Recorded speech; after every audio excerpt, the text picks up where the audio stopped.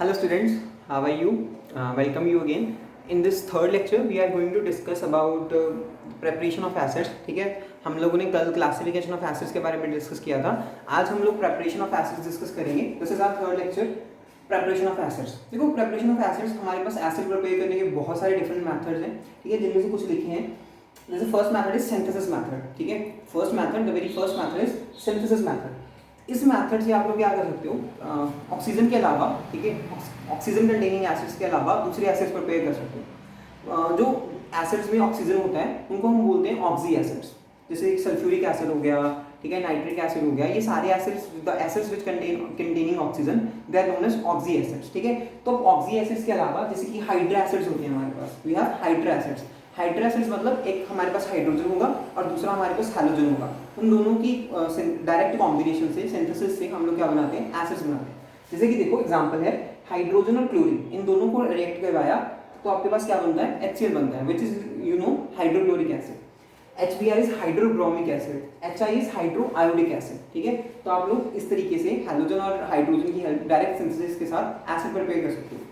एक और important question, अगर आपसे HCl, HBr और HI में स्ट्रेंथ पूछे हुई, ठीक है, कि what is the strength of acid, which acid is more strong, HCl, HI, HBr और HF. ठीक है, also HF is also acid. ठीक है, वो मैंने लिखा नहीं, वो H2 + F2 गिव्स HF हो जाएगा. ठीक है, तो आपके अकॉर्डिंग कौन सा एसिड होगा इन चारों में से, हाइड्रा एसिड्स में से, जो क्या करेगा, सबसे स्ट्रांग होगा. देखो, एसिड का मतलब क्या होता है, the one which release H positive ion. तो एक चीज देखो, हाइड्रोजन और फ्लोरीन का साइज बहुत कंपेरेबल है, छोटा साइज है, तो इन दोनों में जो बॉन्डिंग होगी बहुत स्ट्रांग होगी, जो अट्रैक्शन होगी बहुत स्ट्रांग होगी. वेयर हाइड्रोजन का साइज इतना सा है और आयोडीन का साइज इतना बड़ा है, तो इन दोनों में जो इंटरेक्शन होगी वो बहुत वीक होगी. तो HI है जो, वो बहुत इजीली क्या करेगा, अपना H पॉजिटिव है जो वो डोनेट कर देगा, रिलीज कर देगा. तो जो जितनी जल्दी रिलीज करता है वो उतना ही ज्यादा क्या होता है, गुड एसिड होता है. तो ऑर्डर हमेशा क्या रहता है, HI is strongest, followed by HBr, which is followed by HCl and least one is HF. ठीक है, तो this is the order, remember. ठीक है, और आप कोई और नॉन मेटल के साथ भी प्रिपेयर कर सकते हो, जैसे कि मैंने सल्फर लिया है यहाँ पे, H2 + S gives H2S. ठीक है, चलो नेक्स्ट है action of water on non metallic oxide. आप नॉन मेटेलिक ऑक्साइड्स के ऊपर क्या करो, कोई जैसे नॉन मेटेलिक ऑक्साइड मतलब कार्बन का ऑक्साइड हो गया, सल्फर का हो गया, नाइट्रोजन का हो गया, फास्फोरस का ऑक्साइड हो गया, उनके ऊपर वाटर मतलब उनको वाटर के साथ रिएक्ट करवाओ तो वो क्या देते हैं आपको, एसिड्स देते हैं. देखिए, अगर आप सल्फर को करोगे तो आप SO3 सल्फर ट्राइऑक्साइड के साथ रिएक्शन करोगे तो आपको मिलता है sulphuric acid. This is basically sulphuric acid. अगर आप SO2 के ऊपर वाटर का एक्शन करोगे, मतलब रिएक्ट करोगे, देखो रिएक्ट करने का क्या मतलब है, SO2 is a gas, pass SO2 gas from water, pass SO3 gas from water.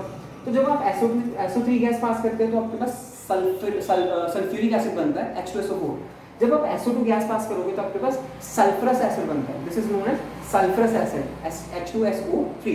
अगर आपको याद हो ना, हमने फॉस्फोरिक और फॉस्फरस एसिड पढ़े थे, H3PO4 एंड H3PO3. देखो, this is phosphoric acid, this is sulphuric acid. जब आप एक ऑक्सीजन कम कर देते हो, when you remove one oxygen, तो वो क्या बन जाता है, this is sulphuric acid, this is sulphurous acid. एक की जगह क्या आ जाता है, अस आ जाता है. जैसे कि फॉस्फोरिक एसिड था, ये क्या बन जाएगा, फॉस्फरस एसिड बन जाएगा. ठीक है, तो ये याद रखना.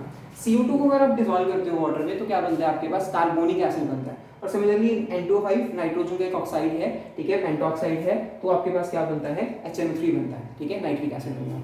थर्ड और एक चीज, जो NO2 है ये थोड़ा सा स्पेशल ऑक्साइड है, ये मिक्स्ड ऑक्साइड है हमारे पास. इसमें क्या होता है, HNO3 और HNO2 आपको दोनों ही एसिड्स मिलते हैं. When you dissolve H2 in water you will get nitric and nitrous acid both. ठीक है, this is something important about for exams. ठीक है, चलो देखो, चलो थर्ड है हमारे पास oxidation by the action of oxidation on non metals. देखो, जो नॉन मेटल्स होते हैं, तो नॉन मेटल्स जैसे कि सल्फर हो गया, कार्बन हो गया, अगर आप उनकी ऑक्सीडेशन करते हो, ऑक्सीडेशन के लिए आपको क्या चाहिए होगा, ऑक्सीडाइजिंग एजेंट. जो आपका नाइट्रिक एसिड है वो बहुत स्ट्रॉन्ग ऑक्सीडाइजिंग एजेंट है, तो वो क्या करता है, सल्फर को, फास्फोरस को क्या करता है, उनके रिस्पेक्टिव एसिड्स में क्या कर देता है, ऑक्सीडाइज कर देता है. यहाँ पे देखो, अगर आप चेक करोगे तो यहाँ पे ऑक्सीजन 0 वैलेंसी में है, यहाँ पे फास्फोरस 0 वैलेंसी में है. अगर आप यहाँ पे निकाल के देखोगे तो सल्फर +6 में होगा और फास्फोरस +5 में होगा. तो अल्टीमेटली क्या होगा आपके पास, 0 से +6 मतलब 6 इलेक्ट्रॉन्स लूज किए तो ऑक्सीडाइज हो गया. फास्फोरस 0 से +5 में गया तो it means it gets oxidised. तो ये तीन मेथड्स हैं. एक और मेथड होता है हमारे पास जो हमारे सिलेबस में है for the preparation of acid, that is action या रिएक्शन बोल सकते हो of salts of volatile acid with non volatile acids।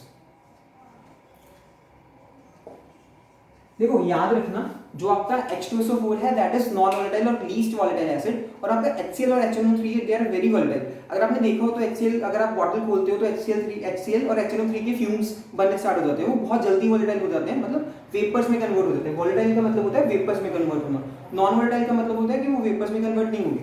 तो जैसे आपके पास सॉल्ट ऑफ वोलेटाइल एसिड है NaCl, ठीक है, हमें HCl प्रिपेयर करना है, और आप NaCl को H2SO4 के साथ रिएक्ट करोगे, you will gate HCl plus Na2SO4, ठीक है। तो इस तरीके से आप क्या कर सकते हो, this is basically nothing but this is a displacement reaction.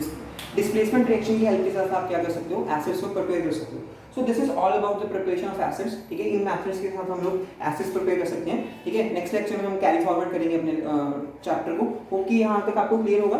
These all reactions are very important from examination point of view. देखो आपसे कोई डायरेक्ट रिएक्शन नहीं पूछेगा, बट आपको रिएक्शन कहीं ना कहीं पे किसी क्वेश्चन में इनडायरेक्टली यूज हो सकती है, ठीक है। तो these are very important reactions, learn that. Thank you very much.